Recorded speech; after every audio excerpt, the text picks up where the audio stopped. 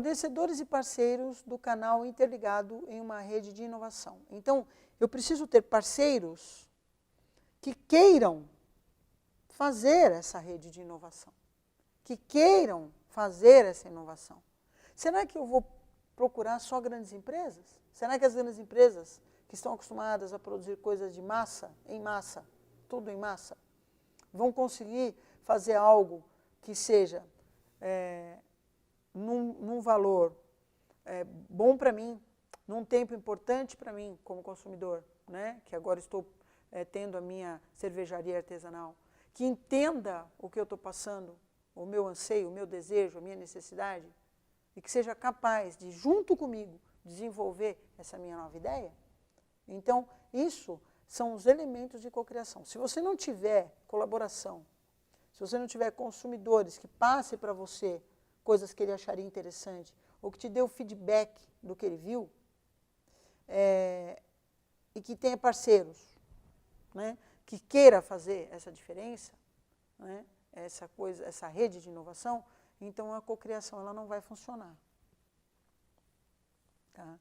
Por quê? Porque a cocriação ela é um elemento de experiência individual do consumidor, que vai gerar um valor para o produto ou para o serviço, que é o valor subjetivo, é o valor agregado para ele. E em virtude de gerar esse valor agregado para ele, e dessa experiência que ele vai passar para o outro, e dessa experiência personalizada que ele vai passar para outra pessoa, ele vai prestar um serviço para você de divulgação atrativa, né, da sua adega de cerveja, da sua cervejaria. E ele vai tornar o seu produto mais atrativo para o mercado. Ou seja, ele vai fazer a propaganda por você. Toda ela? Não, lógico que cada um terá a sua parte.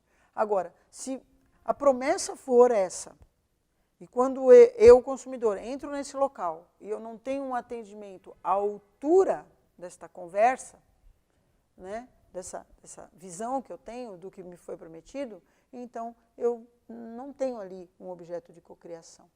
Né? O que eu estou querendo dizer para vocês é que cocriação envolve todas as pessoas, todos os stakeholders. Não dá para ter com um e não ter com o outro, tem que ter com todos. Todos têm que estar na mesma onda, na mesma vibe. Todos têm que pensar da mesma forma dentro das suas organizações para servir o outro, para servir, nesse caso, você. Tá? Vou dar um exemplo de um local aqui em São Paulo, no centro de São Paulo, mais especificamente embaixo do Teatro Municipal. Chama Bar dos Arcos, é o nome do lugar. Embaixo do teatro, a estrutura do teatro foi construída em arcos. Então, quando você vê aquele teatro maravilhoso, tem um porão nele, e nesse porão, essa estrutura de sustentação, ela é um arco. Então, você tem vários arcos para sustentar. É um formato arquitetônico maravilhoso, bonito de se olhar, de se admirar, feito em tijolo, porque é muito antigo, obviamente. E aquele lugar, há muitos anos atrás, há coisa de uns 10 anos atrás, era utilizado como porão, como lugar para coisa velha. Veio um prefeito aqui em São Paulo e lançou uma política de utilização dos subterrâneos de São Paulo. Então, da mesma situação que você tem esse Bar dos Arcos, você tem também o Banespa. O prédio do Banespa, embaixo, onde ficavam os cofres, se transformou também no Bar do Cofre. Você pode ir lá e conhecer. Tá? Então, no topo, você tem a bandeira de São Paulo, né? Bandeira do Brasil ali, e embaixo você tem, foi preservado a área de cofres, e ali foi montado um bar, que era a utilização dos subterrâneos. E tem vários aqui em São Paulo, vários. Pode buscar no Guia São Paulo, você vai encontrar. Nesse Bar dos Arcos especificamente, o que eles fizeram? Limparam toda a área, revitalizaram aquela área de baixo, né? E é bem bacana, porque assim, quando você entra, você sobe a escadaria, E aí, para entrar no bar, você desce a escadaria. Ele fez uma rampa, então você vai descendo a rampa tão suavemente que você não percebe que você está no porão, mas você está. E a acústica lá é muito boa, é excelente. Eles fizeram ali, olha que interessante, eles fizeram um bar alternativo. E como a ideia era misturar as pessoas, o que eles fizeram? A mesa, ela não é mesa para 1, mesa para 2, mesa para 3, ela é uma mesa comunitária. Então você se senta e está aqui conversando com a pessoa aqui do lado, blá, blá, blá, e aí vem alguém, senta aqui, alguém senta ali. E aí você prova uma comida aqui, aí um drink e tal, e a outra pessoa pergunta, mas é gostoso, não é? Estou indo, esse aqui que eu estou provando é legal, tal. E aí você vai, quando você vê, você chegou lá em 2, 3 pessoas, você está em 8, né? Uma mesa onde todos podem conversar, tá? Mas eu não quero ir num bar assim, eu quero ir num bar onde eu possa ficar sozinho, com a pessoa que me acompanha, posso ouvir uma música. Então, ele tem os reservados para 6 pessoas. Aí você tem poltronas que você pode sentar, você pode pôr o pé na mesa, como se você estivesse em casa e assistir ao show ali, né? Ao que o pessoal tem de melhor, né? Que é jazz, blues, soul, né? Música popular brasileira. Está fazendo propaganda do lugar? O lugar é genial. E, como a ideia é fazer algo fora da curva, eles reservaram uma área com piscina de bolinha para adulto. Então, você entra aí e cai na piscina de bolinha. Tá? Tudo isso é acompanhado, né? A piscina de bolinha é acompanhada para que ninguém leve copo, essas coisas para lá para dentro. Então, assim, e qual é a grande pegada? Quando você chega no bar, a primeira coisa que a pessoa te pergunta é como você quer ser chamado. A segunda coisa que ela te pergunta é se você pode sentar em qualquer lugar ou se você gostaria de ter um tipo diferente de pessoa sentado perto de você. Isso já começa a ser diferente, né? A terceira coisa que acontece é quando o garçom, que não é um garçom, ele não pode ser chamado de garçom, ele chega, se aproxima, ele te explica o cardápio. E aí ele diz assim, eu comi tal coisa, eu bebi tal bebida.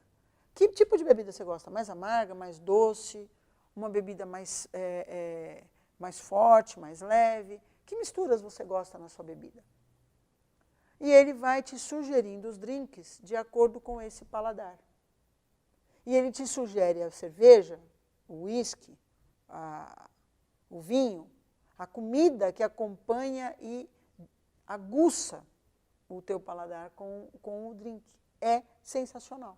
Então, ele te promove, ele te dá uma experiência que é só sua. E quando você sai, mesmo estando acompanhado, mesmo que o gosto da outra pessoa seja diferente, a pessoa sai e diz, nossa, mas que genial, que legal, que gostoso, nunca participei disso, vou passar para outras pessoas também. Tá? Então, você acaba fazendo, como eu estou fazendo agora, a propaganda do lugar. Tá? Entra lá, quer conhecer Bar dos Arcos, quer conhecer Bar do Cofre. Tá? Tem outros também que são bem legais. Bom, quais são os processos centrais da cocriação? Tem um processo para isso, né? Então, criação de plataforma, produto genérico que pode ser customizado. Eu coloquei plataforma aí e coloquei um aspas, porque plataforma, quando a gente pensa em plataforma, a gente está pensando já nos meios eletrônicos. Mas esse bar, ele é uma plataforma. Ele, como ambiente, ele é uma plataforma, onde eu vou andar como eu quiser, né? Então, eu vou customizar. Vou trazer um produto que ele é genérico, que é bar, e vou fazer ele customizado. Tá? Vou fazer ele de acordo com a necessidade do meu cliente, que é essa experiência que esse atendente viveu e que ele consegue passar para mim. Né? Consumidores individuais dentro de uma rede customizada na plataforma de acordo com a sua identidade singular. Putz, sensacional. Consumidor individual dentro de uma rede customizada, né, em uma plataforma de acordo com a sua identidade singular. Ou seja, com o que eu me identifico? Eu posso chamar alguém altamente tradicional para levar para esse bar? Provavelmente não. Mas eu posso levar uma pessoa que eu queira impressionar, que eu queira mostrar uma São Paulo que ele não conhece? Sim, desde que ele esteja aberto para isso. Eu posso ir com tranquilidade para esse lugar, sabendo que ele vai viver uma experiência singular. Vai ser uma experiência só dele, por mais restrições que ele tenha ao lugar. Então, eu vou me esforçar para viver aquela experiência, uma nova experiência, e o detalhe é que eu posso ir lá 10 vezes, a minha experiência vai ser diferente as 10 vezes. E posso dizer para vocês que, como a customização dele é feita para gerar em você uma experiência diferente, a cada vez que você sempre acaba sendo surpreendido, né, de algum modo, certo? Então, é bem bacana, tá? Feedback, quero contar uma coisa sobre esse bar para vocês. Ele é um bar que não funciona nas altas madrugadas, porque ele está no centro da cidade. E em virtude de estar no centro da cidade, num lugar muito bonito, mas infelizmente a segurança não é tão bacana, ele funciona aí até no máximo 1h, 2 da manhã. Durante a semana ele vai até meia-noite, 1h. E no final de semana ele estende aí até umas 2, que significa dizer que até as 3 horas você pode ficar dentro do bar, né, mais ou menos, tá bom? Então, é uma experiência bem legal, tá? Verifiquem, vejam, vocês vão entender bem o que eu estou falando aqui. Feedback do consumidor gera enriquecimento na plataforma, incorporando esforços de customização sugeridos e realizados pela rede de consumidores. Olha que bacana. Então, o meu feedback vai incorporar novos esforços de customização, vai incorporar novas coisas. Por isso que a experiência vai ser diferente. Eu posso chegar lá e ter algo, e na outra vez que eu vou, pode ter sido acrescentado, e eu posso me identificar com aquilo. Nossa, a última vez que eu vim aqui eu falei sobre isso, os caras colocaram, olha que legal, que bacana. Então você vai gerando isso, vai gerando um carinho pelo lugar, sabe? Não é só informar por informar. Quais são os limitantes aí da cocriação? Bom, você vai ter um limitante básico que é, por exemplo, produções em massa, né? Vai ser um pouco difícil de você ter esse tipo de cocriação. Eu vou produzir, então eu não vou conseguir fazer a cocriação, tá? Porque é em massa. Ela pode ser estendida, essa cocriação, para vários lugares. Ela começou, né, ela foi criada, olha que interessante, ela foi gerada para o desenvolvimento de softwares, né? Ou seja, aplicativos mobile, plataformas, sites e outros, né? Só que hoje você já observa isso no plano físico, né? Como é o caso desse bar que eu dei de exemplo, tá bom? Em que condições isso vai acontecer? Se a organização ela for flexível, se no seu DNA, né, ela valorize a cultura da inovação, valorize uma administração originariamente orgânica, né, de times multidisciplinares. Por isso é importante que você tenha os seus fornecedores e as empresas embarquem junto com você, porque senão você não vai conseguir chegar nisso, tá certo? Então, esses são os limitantes. Se for uma empresa muito tradicional, que produz em massa, é mais difícil de fazer, tá? Se for uma empresa que não está voltada para a inovação, também. Agora, se ela tiver essa veia para a inovação, aí vai super funcionar.